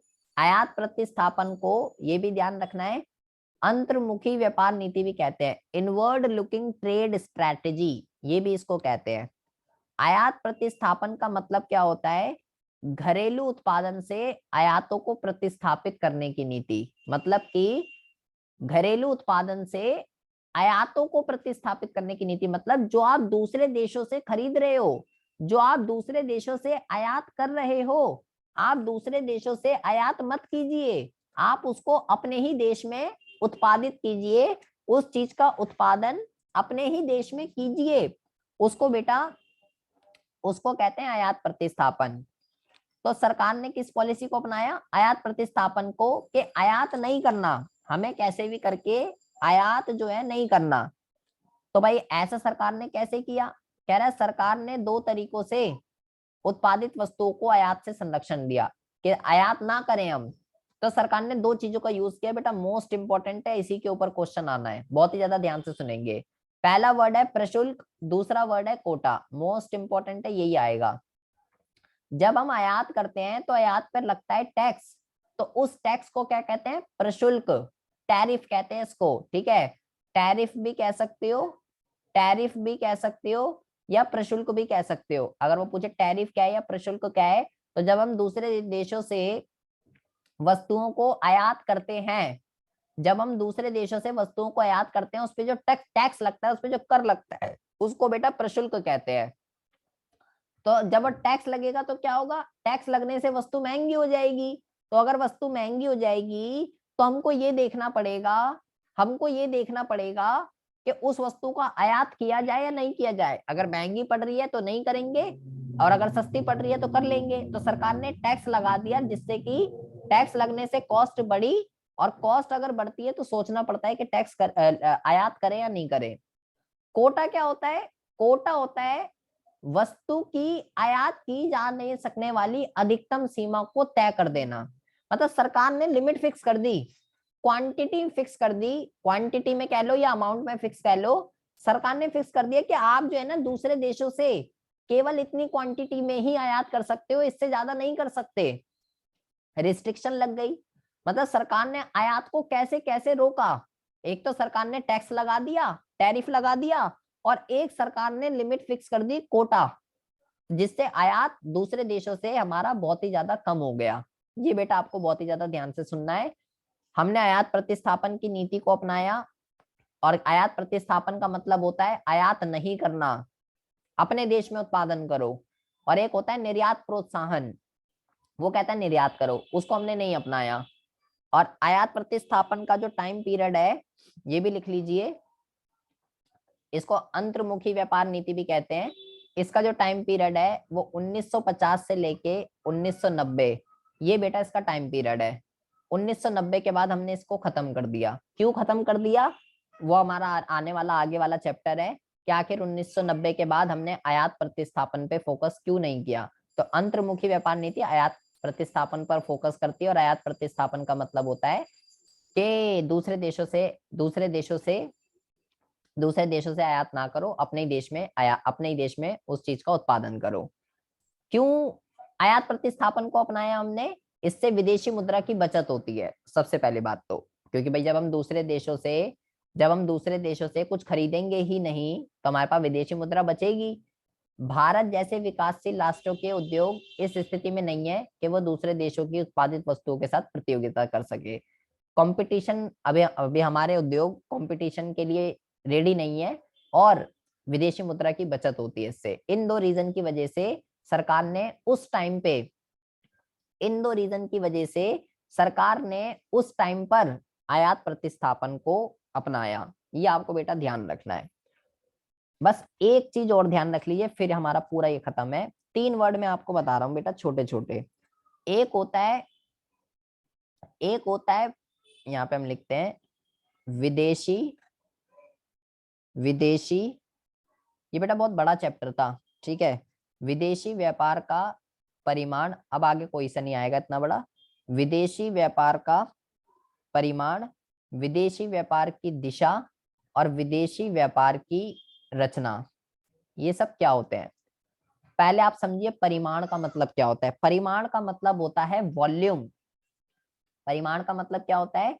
परिमाण का मतलब होता है वॉल्यूम, कि आप दूसरे देशों के साथ कितना आयात कर रहे हो, कितना निर्यात कर रहे हो, मतलब क्वांटिटी की बात करें, अमाउंट की अगर बात करें तो उसका मतलब होता है परिमाण, कितना कर रहे हो। दिशा का मतलब क्या होता है? किन देशों के साथ कर रहे हो। डायरेक्शन का मतलब क्या होता है? डायरेक्शन का मतलब होता है किन देशों के साथ विदेशी व्यापार किया जा रहा है। और रचना का मतलब क्या होता है? कि किन वस्तुओं का, किन सेवाओं का आप आयात निर्यात कर रहे हो। तो बेटा एक क्वेश्चन इस पे भी एग्जाम में आ रहा है कुछ, अभी वो आपसे पूछेगा विदेशी व्यापार की दिशा का क्या मतलब होता है। दिशा का मतलब किन देशों के साथ आयात निर्यात हो रहा है। रचना का मतलब आयात निर्यात जो हो रहा है किन वस्तुओं का हो रहा है।